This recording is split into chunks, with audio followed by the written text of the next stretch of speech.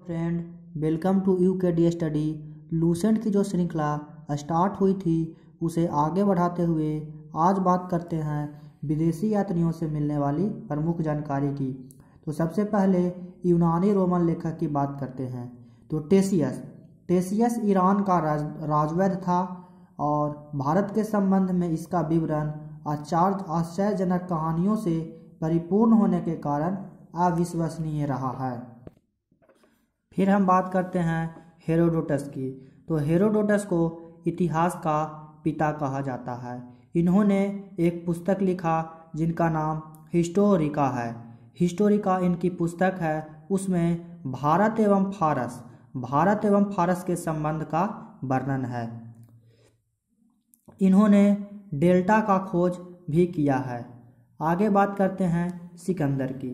तो सिकंदर के साथ आने वाले लेखक में कौन कौन थे, इन्हें याद रखिएगा कि सिकंदर के साथ आने वाले लेखक में न्यूयॉर्कस, आने सिक्रेट्स तथा आस्ट्रियोबुलस थे।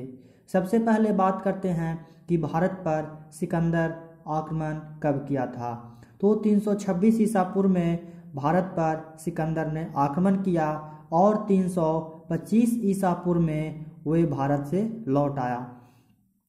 इसी तरह बात करते हैं कि झेलम नदी के तट पर, झेलम नदी को बितस्ता भी बोला जाता है। प्राचीन काल में झेलम नदी को बितस्ता बोला जाता था। तो झेलम नदी के तट पर हाइडे स्पीच का युद्ध हुआ था।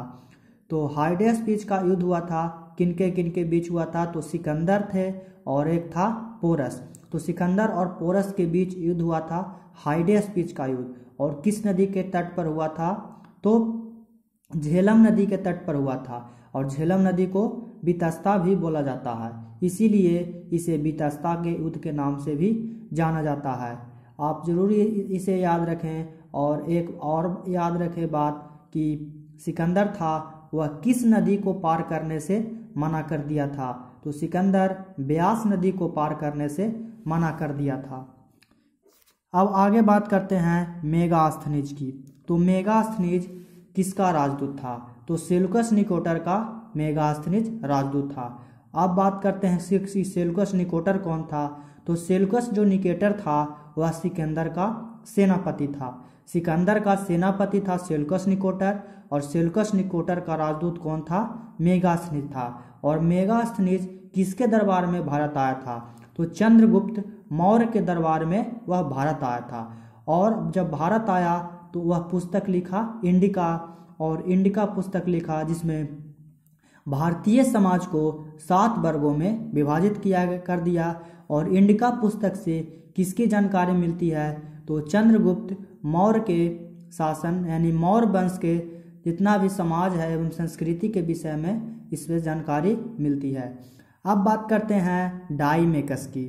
तो डाइमेकस कौन था? तो डाइमेकस सीरिया नरेश, सीरिया का था, सीरियन जिसे बोलते हैं। तो सीरिया नरेश एंटियोकस का राजदूत था। डाइमेकस कौन था? तो डाइमेकस सीरिया नरेश एंटियोकस का राजदूत था। और किसके दरबार में आया था? तो बिंदुसार के दरबार में आया था।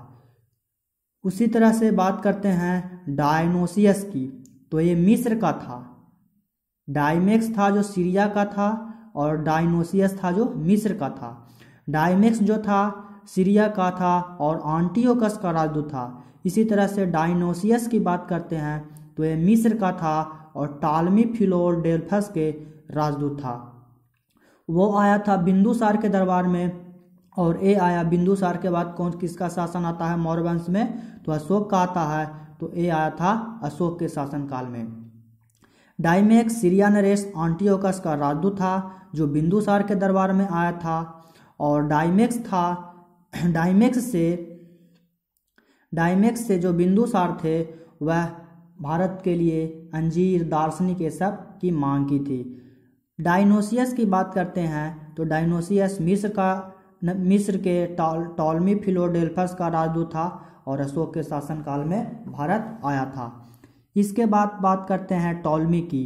तो टॉलमी को जो था वह भारत का भूगोल नामक पुस्तक लिखा था। भारत का भूगोल नामक पुस्तक टॉलमी द्वारा लिखा गया था और किमी शताब्दी का टॉलमी लेखक है। तो टॉलमी जो है 2री शताब्दी ईस्वी का दूसरी शताब्दी का लेखक है। इसे टॉलमी टॉल दो करके याद रखें। टॉलमी को टॉल दो यानी दूसरी शताब्दी ईस्वी का लेखक है। फिर बात करते हैं पिलनी की, तो पिलनी पास से पिलनी होता है, यानी इसे याद रखिए प्रथम शताब्दी। पिलनी प्रथम शताब्दी का लेखक है। और कौन सा पुस्तक इनके द्वारा लिखा गया है, तो नेचुरल हिस्ट्री नामक पुस्तक इनके द्वारा लिखा गया है।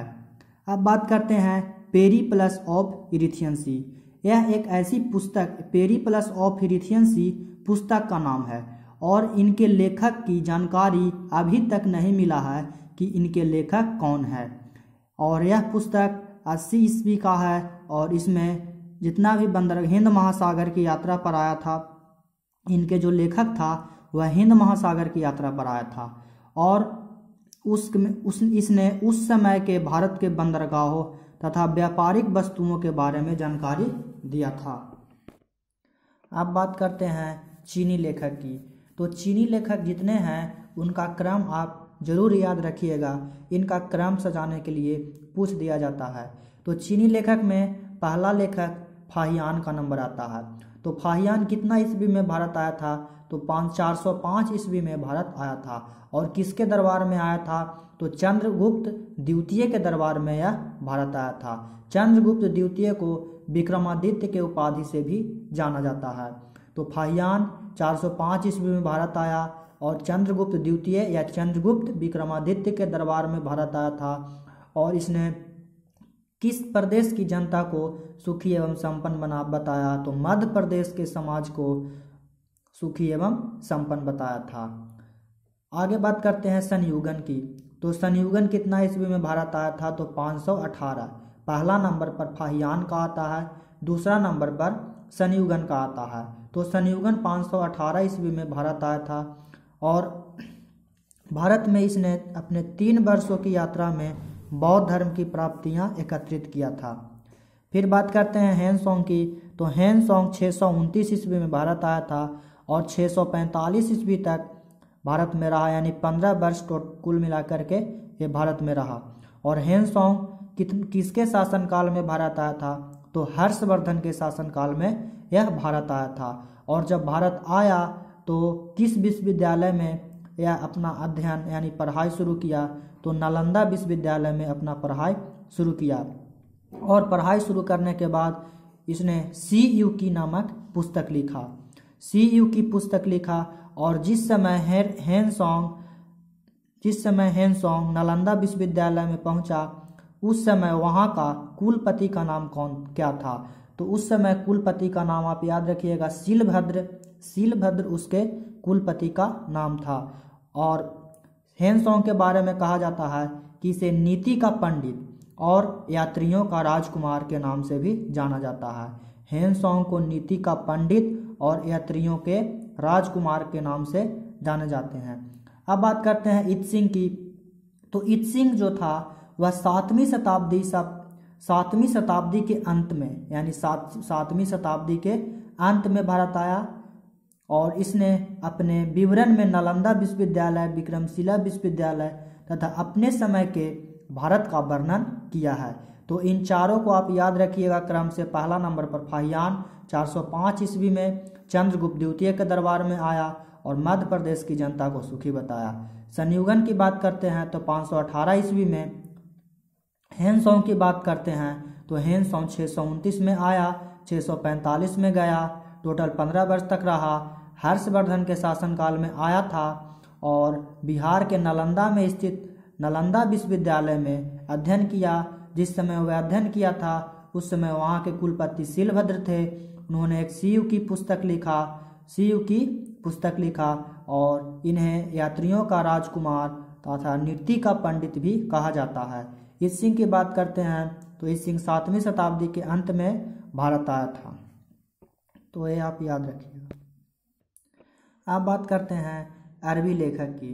तो अरबी लेखक में अलबरूनी किसके साथ भारत आया था, तो अलबरूनी महमूद गजनवी के साथ भारत आया था। अब बात करते हैं महमूद गजनवी की। तो महमूद गजनवी का भारत में प्रथम आक्रमण कब किया था महमूद गजनवी, तो 1000 ईस्वी में महमूद गजनवी जो था भारत पर प्रथम आक्रमण किया था। और महमूद गजनवी के साथ कौन आया था? तो अलबरूनी। इसके साथ इसके दरबार में 4 लेखक रहते थे। एक तो अलबरूनी हो गया। इसे ट्रिक से याद रखते हैं कि महमूद गजनवी में के दरबार में कौन कौन रहता था। तो इसे फूफा करके याद रखिएगा, FUFA। एफ से हो गया फिरदौसी, यू से हो गया उतबी, एफ से फिरदौसी, यू से उतबी, और एफ से फरूखी और ए से अलबरूनी। एफ से फिरदौसी, यू से उतबी, एफ से फरूखी, ए से अलबरूनी, यानी ये चारों महमूद गजनवी के दरबार में रहता था। महमूद गजनवी का भारत पर प्रथम आक्रमण 1000 ईस्वी में किया गया था। और इनके बारे में महत्वपूर्ण जानकारी की बात करते हैं तो ये टोटल भारत पर 17 बार आक्रमण किया था। और जितना भी आक्रमण किया था ये, उसमें सभी में धन एकत्रित करने के लिए यानी लूटपाट करने के लिए आक्रमण किया था। ये आप जरूर याद रखिएगा कि जितना भी इनका आक्रमण था वह लूटपाट करने के लिए था, न कि क्षेत्र विस्तार करने के लिए। क्षेत्र विस्तार करने के लिए इनका आक्रमण नहीं था, इनका आक्रमण लूटपाट तथा धन एकत्रित करने के लिए था। अलबरूनी ख्वारिज्म या खीवा या ख्वारिज्म को आधुनिक में तुर्कमेनिस्तान कहते हैं, तो तुर्कमेनिस्तान का रहने वाला था। उनके द्वारा 2 पुस्तक लिखा गया, किताब उल हिंद तथा तहकीक हिंद। किताब उल हिंद या तहकीक हिंद, जिन्हें भारत की खोज भी कहते हैं। अगर इनके सबसे प्रमुख आक्रमण की बात करते हैं तो 1025 ईस्वी में इन्होंने सोमनाथ मंदिर पर आक्रमण किया। और 1025 ईस्वी में सोमनाथ मंदिर पर आक्रमण किया। और जब वहां से धन लूट करके ले जा रहा था तो जाट जो था, जाट जाति, तो जाटों द्वारा उनसे धन को छीन लिया गया, जिसके कारण 1027 ईस्वी में मोहम्मद गजनवी और जाटों के बीच अंतिम आक्रमण होता है। यानी मोहम्मद गजनवी का अंतिम आक्रमण 1027 ईस्वी में होता है जाटों के विरुद्ध में। अब बात करते हैं इब्न बतूता की। तो इब्न बतूता मोरक्को का निवासी था। और मोरक्को किसका पार्ट है? तो मोरक्को अरब का ही पार्ट है। तो इब्न बतूता मोरक्को का था और यह भारत में 1333 ईस्वी में भारत आया था। 1333 ईस्वी कहने का मतलब 14वीं शताब्दी। तो 1333 ईस्वी में भारत आया था। और किसके दरबार में आया था? तो हम मोहम्मद बिन तुगलक, यानी इसे शॉर्ट में MBT कहते हैं, मोहम्मद बिन तुगलक के दरबार में आया था। मोहम्मद बिन तुगलक के दरबार में जब भारत आया तो मोहम्मद बिन तुगलक ने इसे दिल्ली का काजी नियुक्त किया था। काजी को बोला जाता है न्यायाधीश, तो दिल्ली का काजी नियुक्त किया था। इनके द्वारा रेहला नामक पुस्तक लिखा गया था। तो रेहला किनका पुस्तक है? तो इब्न बतूता का पुस्तक है रेहला। अब बात करते हैं अन्य लेखक की। तो अन्य लेखक में तारानाथ कहाँ का लेखक था? तो तारानाथ तिब्बत का लेखक था। और इनके द्वारा 2 पुस्तक लिखा गया, कंगियूर तथा तंगियूर। तारकनाथ तिब्बत का लेखक था और कंगियूर तथा तंगियूर नामक इनके द्वारा पुस्तक लिखा गया। अब मार्को पोलो 13वीं शताब्दी के अंत में पांड देश की यात्रा पर आया था। और मार्को पोलो कहाँ का था? तो वेनिस का था। वेनिस पड़ता है इटली में। तो मार्को पोलो 13वीं शताब्दी में भारत आया था और पांड देश की यात्रा पर आया और वेनिस का रहने वाला था। वेनिस इटली में पड़ता है। मार्को पोलो को मध्यकालीन यात्रियों का राजकुमार कहा जाता है। जैसे हेनसोंग को कहा जाता था यात्रियों का राजकुमार, उसी तरह से मार्को पोलो को मध्यकालीन यात्रियों का राजकुमार कहा जाता है।